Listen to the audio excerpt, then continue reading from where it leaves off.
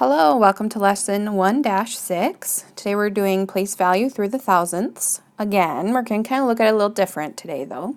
Our goal is that you'll be able to read and write decimals in standard form, expanded form, and word form. So we have those vocabulary words on the next page, but I just really liked this visual that I have right here.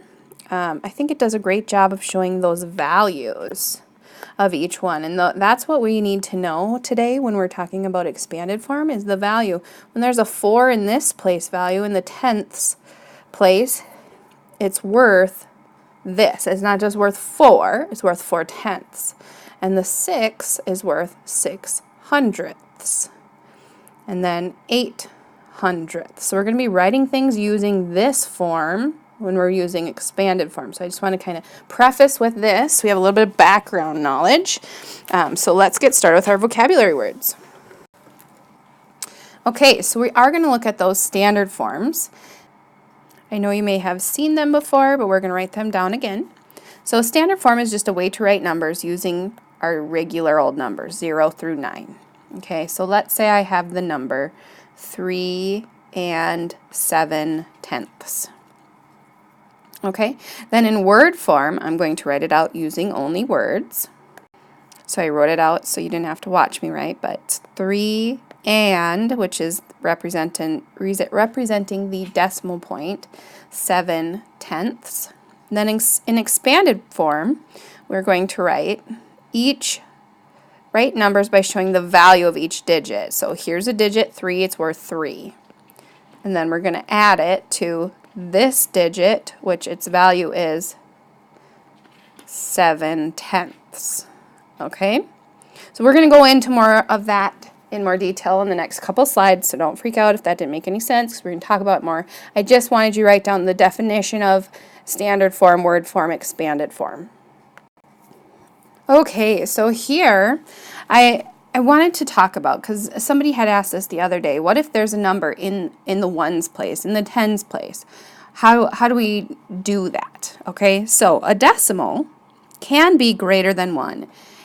For example, 1.5 is greater than 1 because there is a non-zero digit in the ones place. So if I was looking at 1 5/10 or 1.5, I've got 1 here.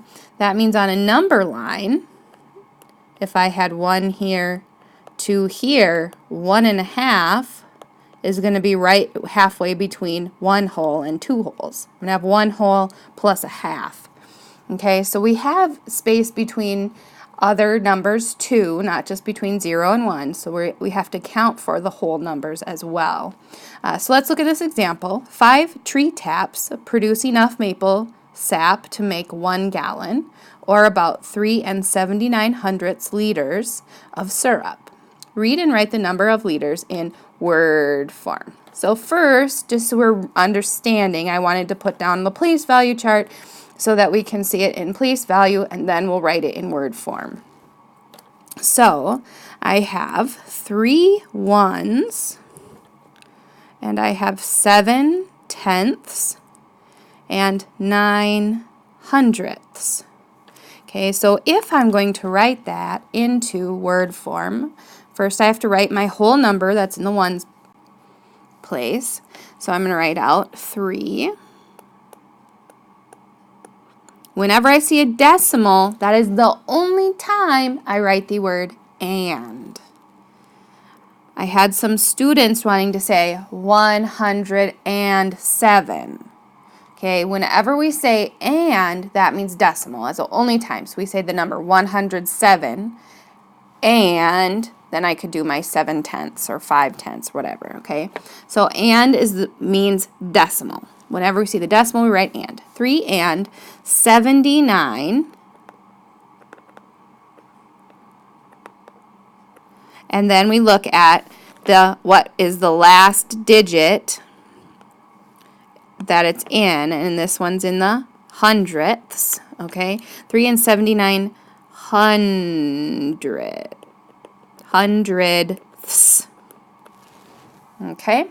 3 79/100ths.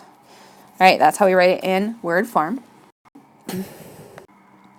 Okay, now we are showing, circle the digit in the thousandths place. Okay, so this is tenths, hundredths.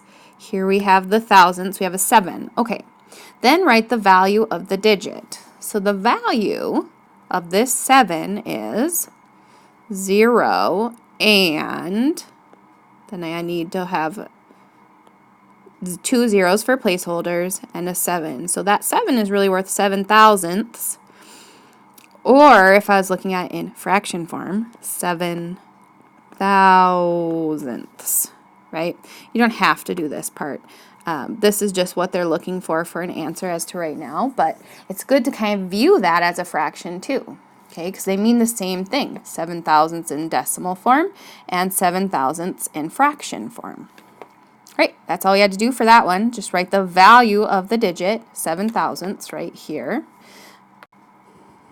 Okay, and now we're going to look at, we need to write 5 and, now that decimal point should be popping into your head, 614 thousandths in standard form and expanded form. Okay, so we have first 5. We're just going to write down a regular old 5 in the ones place, and decimal point, 614, and my 4 from my 14 has to be in the thousandths place.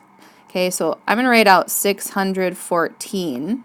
Now I'm going to check to see if my 4 is in the thousandths place. The last digit should be in the thousandths place. So here we have 614 tenths, hundredths, thousandths. Oh, that wasn't too bad. Sometimes we have to be careful that we have a placeholder of a 0 if we don't have any tenths or hundredths. But in this case, it just fills in nicely. So we wrote it in standard form, check, and now it says we need to write it in expanded form. Okay, we could just do a standard form and an expanded form. Here we go. The 5 is worth 5 plus. The 6 is worth 6 tenths plus. The 1 is worth 1 hundredth plus. The 4 is worth 4 thousandths. Now, I'm not sure if you're seeing this decimal point that I'm writing it in, but it might be hard to see because it's small. So there, I made them a little bit bigger. So there we have standard form, which is just using regular numbers, 0 through 9, and expanded form, which we're showing the value of each digit. Okay, so this is how we do expanded form for decimals. And that's all I have for you today. Thank you so much for watching this video, and we'll see you tomorrow.